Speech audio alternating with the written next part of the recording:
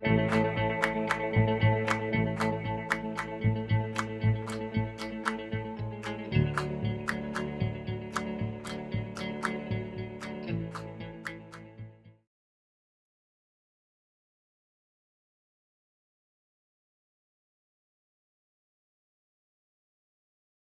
j'ai écrit 2 films avec Denis, Liberté Oléron et Adieu Berthe.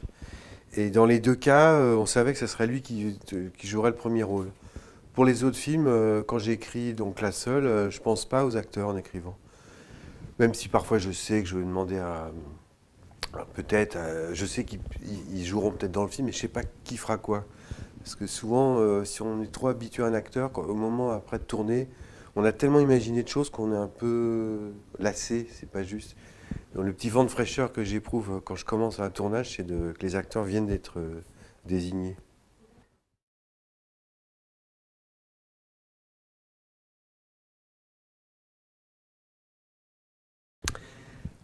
Je crois pas qu'on fasse un film pour répondre euh, à une interrogation personnelle, ce serait un peu luxueux quand même. Mais cela dit, je crois que comme tout le monde, je me pose plein de questions, mais je sais même pas que je me pose des questions. Et je sais par contre que je suis attiré par ça ou par ça. Et cette histoire d'un gars qui se crée une petite aventure en allant en kayak pour rejoindre la mer, moi ça me plaisait bien. C'est toujours des projets en général où Christophe Colomb découvre l'Amérique. Là, l'idée qu'il parte comme ça sur une rivière, pas loin de chez lui, me plaisait bien.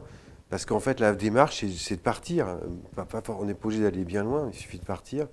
Et puis le film, ce qui m'intéressait, c'est qu'il n'accomplit pas ce qui était prévu, le programme. C'est-à-dire que le gars, il va pas loin. Et voilà, je trouve que souvent on est malheureux dans la vie parce qu'on cherche à faire ce qu'on avait prévu. Et si on se rend compte que ce qui se passe là est imprévu mais sympathique ou je sais pas quoi, donc ça me plaisait de raconter comme ça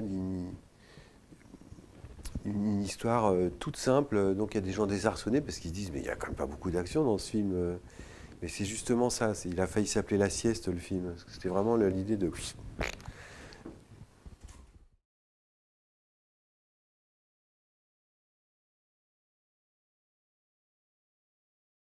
Alors c'est pas voulu à chaque fois. C'est ça qui est dingue. Hein. C'est que je me dis pas je vais tourner. Je vais prendre les mêmes. D'abord, j'essaye d'inviter des comédiens nouveaux à chaque film. Il y a toujours, en général, même soit un acteur connu, mais à chaque film, il y a un invité au moins, pour pas être en vase clos. Et après, moi, j'admire beaucoup Michel Virmeau, Jean-Noël Brouté, Philippe Huchon, Isabelle Candelier, etc. Et je trouve qu'on ne les voit pas assez au cinéma. Et du coup, j'ai beaucoup de chance parce que euh, quand ils sont encore neufs, on peut plaquer des choses sur eux, nouvelles. Alors que quand on prend un acteur connu, le public il se fait déjà une idée de la personne. Et c'est beaucoup plus dur, dans le cas d'un petit rôle ou d'un second rôle, d'être vite neuf. Un acteur très connu qui fait un second rôle, pendant longtemps, on voit Catherine Deneuve habillée en ça, qui fait ça. Il faut du temps pour oublier que c'est elle et rentrer dans le personnage. Alors qu'eux, ils sont pas très connus, mes chers amis comédiens, et du coup, le public, voilà, il y a pas ils trimballent pas des clichés avec eux, quoi.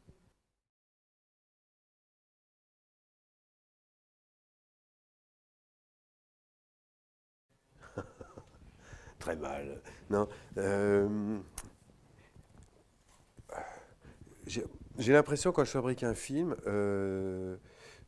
d'être un artisan qui fabrique un objet du premier dessin au crayon à papier jusqu'à sa fabrication terminée, bien polie au papier de verre. Et l'artisan, du coup, eh ben, il fait tout. Il va chercher le bois pour faire la forme, il va tailler le bois, puis après mettre des vernis. Je trouve que je suis encore scénariste quand je suis sur un plateau. Je continue d'arranger les scènes, de couper des répliques ou d'en rajouter d'autres. Je suis déjà réalisateur quand j'écris, parce que j'ai déjà parfois des plans en tête. Je suis acteur quand j'écris parce que je suis en train de jouer ce que je dirais ou ce que je ferais dire à d'autres. Et donc pour moi c'est très imbriqué. Et je me suis rendu compte finalement, j'arriverais pas à filmer le scénario d'un autre parce que c'est un travail total et je me dis pas je deviens réalisateur, je deviens acteur. C'est comme un enfant qui, dans un jeu, prépare, joue au guignol après avec ses parents, mais il a construit son petit guignol. Voilà, il n'y a pas un autre métier, un gars qui va installer le guignol dans sa chambre et lui va faire que les marionnettes. C'est un tout. Et j'ai gardé cette idée du tout.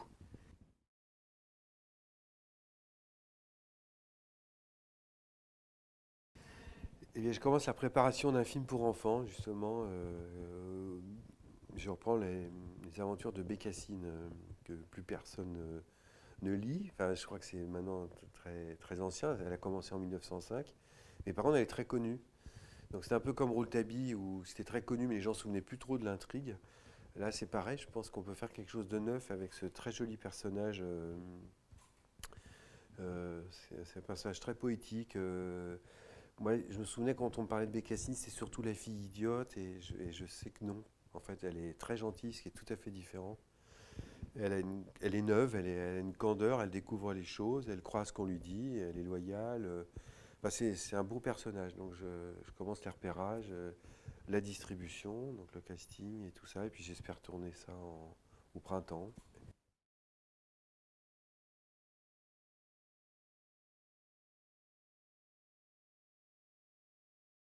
Oui, oui. Moi, j'étais réalisateur freelance, donc je gagnais ma vie au coup par coup, hein, c'était pas évident. Donc j'ai accepté un peu tous les films qu'on me proposait. C'est jamais moi qui avais l'idée du film. Et donc j'étais à une première réunion, et je ne sais même pas quel film on allait me demander. C'était que des ingénieurs, et on m'apprend que je devais faire un film sur l'isolation phonique de l'autoroute A86. Je me suis dit, putain, là, ça va pas être facile.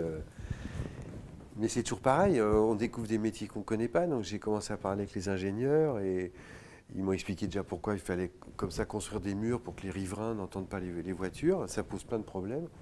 Et j'ai été filmer les chantiers la nuit, où on voit ces grands panneaux déposés avec des grues. Et c'est plus qu'une anecdote. Quand je filmais comme ça ces énormes panneaux de béton portés par des grues gigantesques, et ils se mettent un peu comme des dominos, les uns à côté, ils s'encassent parfaitement. Et tournage de nuit, c'est très beau, je sais pas, ça travaille dur, dans la fumée, le noir, le froid. Et je voyais cet ingénieur qui attendait de voir le premier panneau, les deux premiers panneaux, s'ils allaient bien s'encastrer, parce que c'est énorme, mais au millimètre quand même. Et ces deux panneaux se sont parfaitement agencés comme des Legos.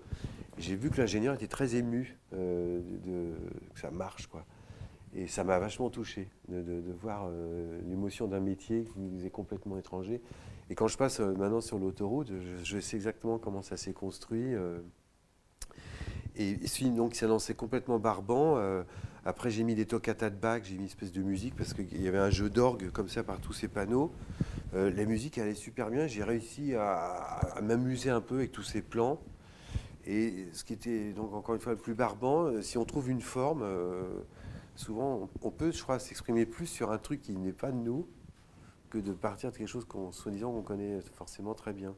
Et là, j'avais réussi à m'exprimer un peu en racontant l'isolation.